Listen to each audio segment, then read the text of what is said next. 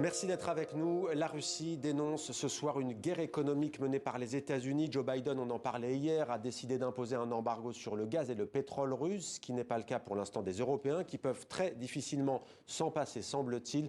Un conflit ukrainien qui provoque en tout cas une grave crise énergétique. Avec nous pour en parler, Christian de Boissieu, bonsoir. Bonsoir. Vous êtes le vice-président du Cercle des économistes, Demet Korkmaz du service économie. Demet, on commence avec des propos qui font couler beaucoup d'encre en France, propos tenus par le ministre français de l'économie, Bruno Le Maire. Oui, qui déclare que la crise énergétique actuelle est comparable à la crise au choc pétrolier de 1973. Est-ce que les deux situations sont comparables à quasi 50 ans de... C'est compliqué de faire des comparaisons.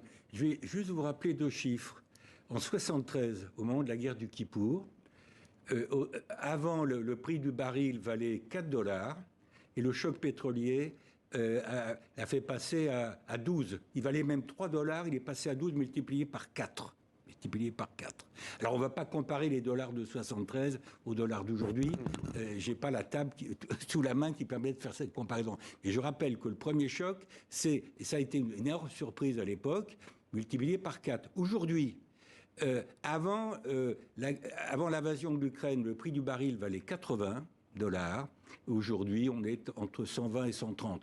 Donc, j'allais dire, heureusement, c'est pas multiplié par 4. Il y a un choc pétrolier. Et deuxième élément de différence, c'est qu'en 73, on parlait du pétrole, on ne parlait pas tellement du gaz.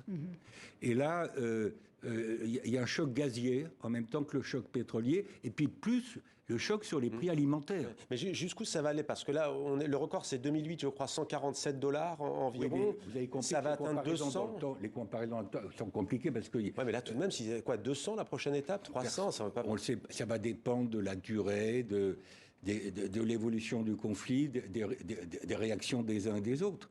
C'est très compliqué de faire des prévisions pétrolières. Personne n'avait prévu l'invasion de l'Ukraine et donc personne n'avait prévu qu'on serait aujourd'hui, au moment où je vous parle... Est-ce que c'est une arme de l'économie, arme de diffusion massive contre la Russie? Et contre nous aussi. Je veux dire par là que je parle des pays importateurs. L'Europe, globalement, est importatrice d'énergie, pétrole, gaz, etc. Et la France en fait partie. Donc, quand vous avez un choc pétrolier, gazier de ce type-là, vous avez des gagnants et des perdants. Ça ne veut pas dire que la Russie soit gagnante. Elle va gagner sur les prix, mais dans la mesure où vous parliez de l'embargo, et puis on va voir ce qu'on fait du côté européen, elle va peut-être probablement vendre moins, sauf si elle arrive à se récupérer sur d'autres marchés. Mais là, vous nous dites que les sanctions sont en clair inefficaces et qu'elles ne vont pas faire plier la Russie. Je suis en train de vous dire que les sanctions sont partiellement efficaces. Et que quand on met des sanctions sur la Russie, et je pense qu'on a raison de les mettre parce que la guerre économique, c'est une composante importante de la guerre et de la bataille, on a raison de mettre des sanctions économiques sur la Russie. Simplement, il y a forcément un effet boomerang sur nous dans un contexte de mondialisation. Et sur les pays du Sud, dites-vous, notamment sur la question du blé, même si là on est sur les questions plus énergétiques, est-ce que vous redoutez des soulèvements, par exemple, dans des pays d'Afrique, dans des pays du monde arabe? Je constate que les 3 pays du Maghreb, Algérie, Maroc, Tunisie, sont déjà extrêmement sensibles à la hausse des prix du blé. Et puis ça veut dire les prix de la baguette, et puis ça veut dire le prix de la nourriture pour les animaux. Vous avez des effets en cascade. Une fois que j'allais dire, l'inflation sort de sa boîte, ça devient compliqué. Mais le ministre de l'économie, pardon Demet, dit aujourd'hui pas de plan massif d'aide publique comme il y a eu pendant la pandémie de Covid-19 parce que ça provoquerait l'augmentation des prix. C'est vrai ou c'est faux ce qu'il dit? Parce que ça rendrait plus tolérable l'augmentation des prix. Mais ceci dit, moi j'ai entendu quand même que le gouvernement français prépare ce qu'il appelle un plan de résilience, c'est-à-dire essayer de limiter la casse de tout ça. Enfin, on est très très loin du quoi qu'il en coûte de la pandémie. Pour le moment, amortir le choc énergétique en France, c'est évalué à 24 milliards. Je suis d'accord, mais vous rajoutez 24 à la facture de la pandémie. Dans un contexte où les déficits et les dettes publiques ont quand même beaucoup augmenté. Donc voilà, c'est tout. Mais ce qui est étonnant, c'est la position de l'opinion. En Allemagne, par exemple, c'est un pays qui a beaucoup à perdre dans cette guerre énergétique. L'opinion, récemment un sondage, indique que 54% de la population allemande serait prête à encaisser un embargo sur les hydrocarbures russes. Est-ce qu'il n'y a pas une inadéquation entre cette frilosité politique et peut-être une opinion qui serait peut-être prête parce que la guerre aux portes de l'Europe nécessite des sacrifices? Oui, on va voir ce qui se passe du côté français. Vous faites le même sondage auprès des Français. Je ne sais pas si vous avez... Et on verra l'hiver prochain. Le même taux de réponse. Et on verra l'hiver pour prochain. l'instant, on est en train de sortir de l'hiver. Donc, quand on dit aux gens, réduisez votre température chez vous de 1 degré, enfin, on ne le dit pas. Mais il y a ce conseil qui traîne un peu partout. Les beaux jours sont en train de revenir. Mais le test, ça va être à partir d'octobre-novembre. Et excusez-moi de le dire, ça veut simplement dire que les Allemands aussi, peut-être pour des raisons géographiques et culturelles, sont peut-être plus sensibles encore que nous, Français, à ce qui se passe en Ukraine. Du sort des Ukrainiens, oui. Alors, pour illustrer justement ces divergences au sein de l'Union européenne, on va écouter le Premier ministre néerlandais qui s'exprime sur cet embargo. Est-ce que c'est envisageable pour les Européens? On l'écoute, Mark Rutte. Je ne plaiderai pas pour couper aujourd'hui notre approvisionnement en pétrole et en gaz de Russie. Ce n'est pas possible car nous avons besoin de cet approvisionnement et c'est l'inconfortable vérité. Comme tu veux. Oui, vous vouliez réagir immédiatement à ça? Oui, parce que... C'était à l'Élysée, d'ailleurs, cette image, comme quoi il y a des tractations. Quand M. Biden, président des États-Unis, annonce hier un embargo sur les ventes de pétrole, de gaz faites par la Russie, il ne prend pas beaucoup de risques. Oui, ils ont la gagette facile, non, mais les parce Américains. Il met la pression sur l'Europe. Ils sont autosuffisants. Et même, ils sont exportateurs. Ils sont exportateurs un peu de pétrole et de gaz et de GNL. Alors, ils en achètent d'autres, etc. Mais ils sont exportateurs nets. Donc, je dis simplement que nous, en Europe,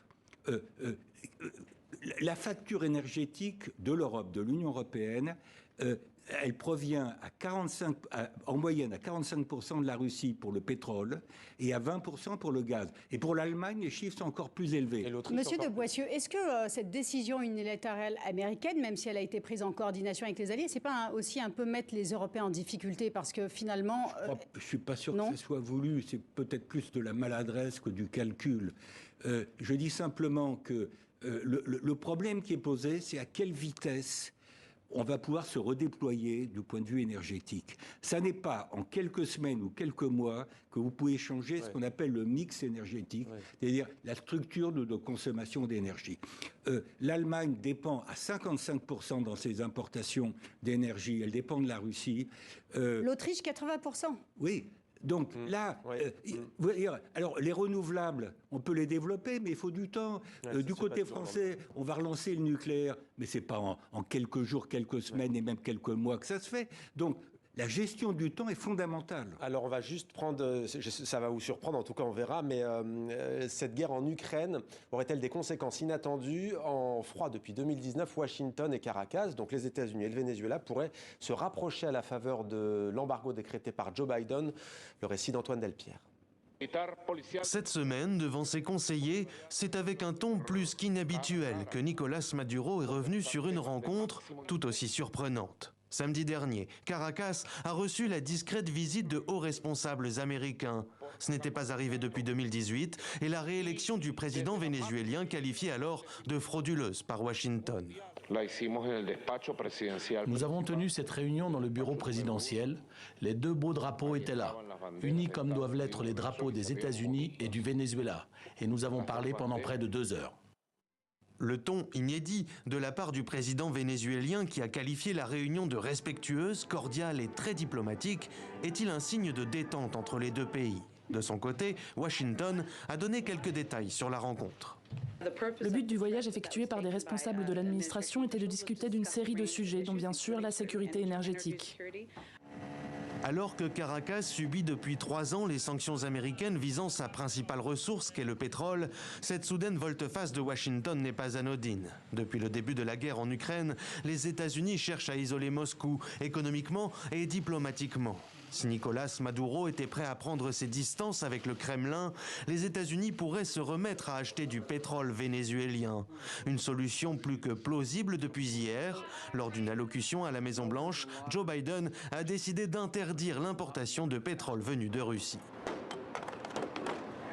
Une entente entre les deux pays pourrait arranger tout le monde, car si les sanctions américaines contre le pétrole vénézuélien pénalisent Caracas, elles privent également le marché mondial d'une ressource très demandée, alors même que la guerre en Ukraine fait flamber les cours du baril et les prix à la pompe. Votre réaction, alors même que le Venezuela a soutenu l'invasion de l'Ukraine, hein. Écoutez, les intérêts économiques, à certains moments, l'emportent sur les clivages politiques. Et on le voit à nouveau à travers cet exemple. Alors, jusqu'où ça ira non pas cet amour retrouvé, mais en tout cas cette entente retrouvée. Bon, et puis l'Amérique latine, c'est quand même dans l'orbite, ça reste dans l'orbite américaine du point de vue géographique. Oui, c'est seulement 600 000 barils par jour produits par Caracas. C'est pas énorme, ça ne suffira certainement pas. Est-ce que dans ce contexte, l'Iran a aussi une carte à jouer ? Ben oui, puisqu'on se tourne, justement, on dit au fond, puisqu'on essaye d'appliquer les sanctions vis-à-vis de la Russie, c'est-à-dire d'acheter moins de pétrole, de gaz russe, etc. Et puis il y a les sanctions financières. Il faut trouver des solutions de substitution pour le pétrole, pour le gaz naturel, etc. Alors l'Iran peut être en partie. Simplement, faire partie de la solution de substitution, mais avec d'autres. Qui l'Algérie, la Norvège. L'Algérie, le Qatar pour le gaz, etc. Mais je répète, il faut du temps pour redéployer des consommations énergétiques dans chacun de nos pays. Ça ne se fait pas du jour au lendemain. À supposer qu'on soit d'accord sur le plan géopolitique, il faut du temps. Et l'Europe doit afficher de la coopération. Il y a ce jeudi, demain et vendredi, un sommet à Versailles sous présidence française de l'Union européenne. Et le sujet central, ça va être celui-là. Ça va être aussi la question de la coopération énergétique en Europe. Ce malheur ukrainien, parce que c'est un drame, va faire accoucher peut-être, j'aurais préféré que ça tienne à d'autres raisons, va faire accoucher l'Europe sans doute d'une politique énergétique plus ferme et peut-être une politique de défense également plus ferme. Je termine sur l'Iran. Vous vous souvenez quand même qu'il y a des débats sur le nucléaire iranien. Donc d'un côté... Mais on est visiblement, les parties prenantes sont sur le point d'aboutir. On verra. Vous n'y croyez pas trop, vous ? Non, j'en sais rien. Je pense qu'il y a des facteurs qui jouent dans les deux sens et l'économie et la géopolitique sont en équilibre instable. Alors loin de la géopolitique pour le coup, le quotidien des Françaises, des Français, mais aussi des Belges, des Suisses, puisqu'on est dans la francophonie, et au-delà d'ailleurs, on parlait tout à l'heure, vous avez cité les pays du Maghreb, ça va être quoi le quotidien ? Il va falloir se serrer la ceinture. C'est comparable à quoi ? La crise de 2008, à 73, comme on disait tout à l'heure ? Il y a la menace de ce qu'on appelle une stagflation. Alors je vais rappeler ce que ça veut dire. Une stagflation. Avant le drame ukrainien, on était clairement en phase de reprise après 2 années de Covid, qui ont été quand même très compliquées, ces années de Covid. Plus 6% en 2021 dans le monde. Oui, mais je prends la France, l'année dernière en 2021, plus 7%, mais après moins 8% en 2020. Donc quand vous êtes au fond de la piscine, c'est pas illogique de rebondir. Donc, je reviens sur stagflation. La croissance va ralentir. C'est trop tôt pour savoir de combien. Moi, je pense qu'il faut que le FMI se bouscule pas pour refaire ses calculs. On va pas refaire les calculs toutes les semaines à la lumière d'une guerre en Ukraine qui est loin d'être terminée. Et puis, stagflation, ça veut dire de l'inflation. Par les prix énergétiques, par les prix alimentaires. On va être tous là-dedans. Donc, des problèmes de pouvoir d'achat. Parce que quand vous êtes dans un contexte où l'inflation va rapidement, les salaires généralement suivent avec retard. Donc vous avez une baisse de ce qu'on appelle les salaires réels, c'est-à-dire le pouvoir d'achat des salaires. Ça va être le problème partout. Et ça peut peser sur la présidentielle en France, par exemple, ces questions de pouvoir d'achat, parce que c'était déjà important avant l'Ukraine et ça le devient beaucoup plus important aujourd'hui dans le contexte actuel. J'espère qu'on va éviter la récession, mais je veux dire, ça va dépendre de la durée du conflit, de son ampleur, des répercussions. Donc, je ne vous donne pas de chiffres. Je veux dire, donner un chiffre aujourd'hui, c'est pas sérieux. Ouais, en tout cas, un chiffre qui vient de nous parvenir, on me le signale dans l'oreillette, 9,15% d'inflation en Russie sur un an. Voilà, donc, avec la chute du rouble, c'est accéléré avec la chute du rouble. Merci beaucoup, voilà. Christian de Boissieu. Merci à vous pour votre éclairage très pertinent. Merci Demet pour votre analyse aujourd'hui avec Christian de Boissieu.